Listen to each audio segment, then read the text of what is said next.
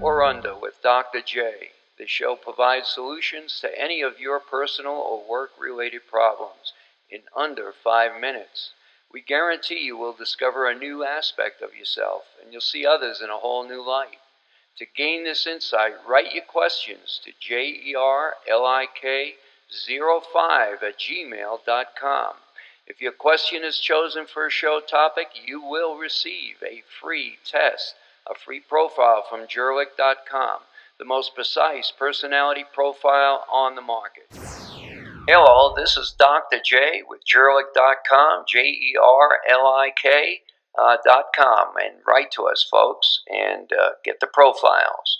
Now, I want to reference an article that was given to me by an article written by Dr. Denise Cumming, a psychologist, talking about emotional intelligence, a very important area, as one that does not show up on intelligence testing, folks. But yet everyone who talks, everyone who has a friend, anyone who has a marriage or a relationship, the one thing you're talking about is, does my spouse, does my partner have compassion? Does he have or she have empathy? These are areas of emotional intelligence, and they go down to the level of discernment and being able to listen to people and hear between the lines, hear their feelings, and even hear the core of their feelings. So when people say they're hurting, when people say they're angry, and this is the basis of good coaching and good counseling and therapy of every type, is to be able to discern, read between the eyes and even the lines, and even read between the emotions. So when someone says they're angry, the good therapist or the good counselor or coach will be able to get to the core of what is causing it. What is causing anger, hurt, or depression, or any of those things. And that's what emotional intelligence is. Now, what we need emotional intelligence is even within our own lives. We need to be able to see and know what is driving us. Most people go around, well, we're almost like automatons, we're like robots, and do not even understand what is driving us and why. And yet it is so critical to the decisions that we make. We need to understand ourselves. A good example is a client I'm recently coaching, a businessman who's had so many women just disappoint him, who leave him.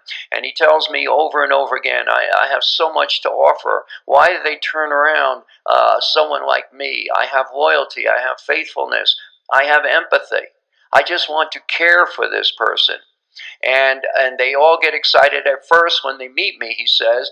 But somewhere in a short amount of time of a few months, all of a sudden they come out of the blue and they say, you know, you would make a great husband for someone else.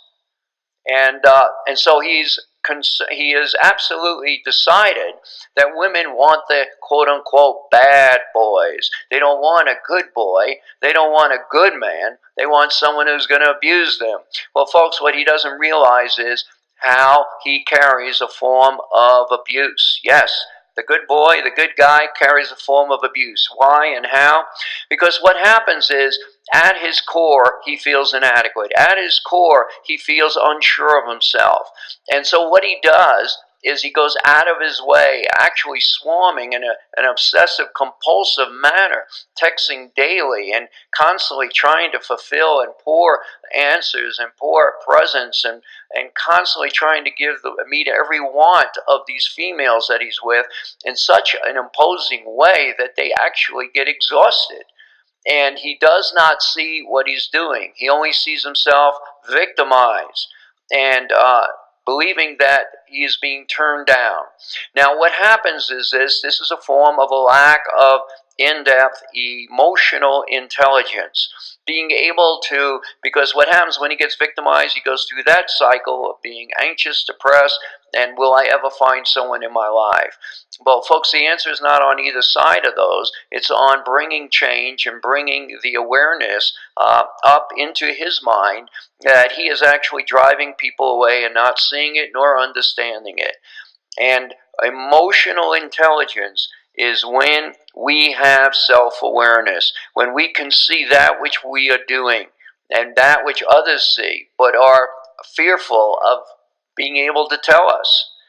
So we must begin to understand that when things are going in a pattern and they're not going right, it means something is going on in our own drive, motivational drive, that we are just not seeing, but is ending up being quite destructive.